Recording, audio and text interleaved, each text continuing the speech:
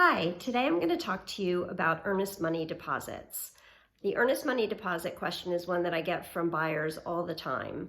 They want to know how much it should be, they want to know if they get it back, and they want to know what causes that to be at risk. So let me just run briefly through those things and how that works again, and as I've said on my other videos, in the state of Virginia, because every state does handle things differently. The earnest money deposit is an amount of money that accompanies a contract. It can range in value from $1,000 to $50,000 and even more for a large property. It's a negotiable amount, so if you decide you want to do an earnest money of $1,000, the seller could come back to you and ask you to make it higher, and that's something that we just negotiate through the process. Once the amount is agreed upon, I would get the money from you, and it would be deposited in most cases at my company in an escrow account.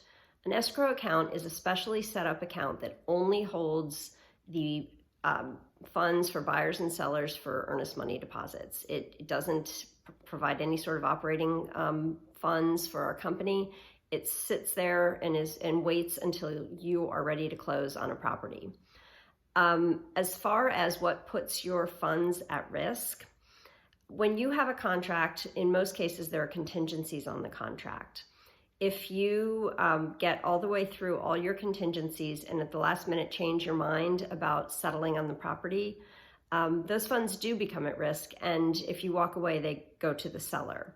Part of my job is to make sure that you're very comfortable with your purchase all the way through the process. And if you're going to decide you're not comfortable, we do it while you still have a contingency on the contract where you can void the contract and are entitled to the return of your earnest money deposit.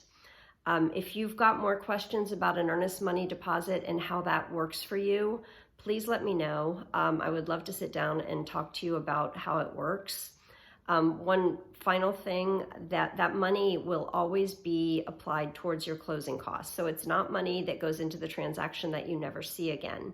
It always goes towards the closing costs that you'll have when you're at settlement. So it's sort of like prepaying a little bit of your closing costs. So that's one way to think about it. Let me know if you have any questions. I'm always happy to help, and I'm here to answer any of your earnest money questions.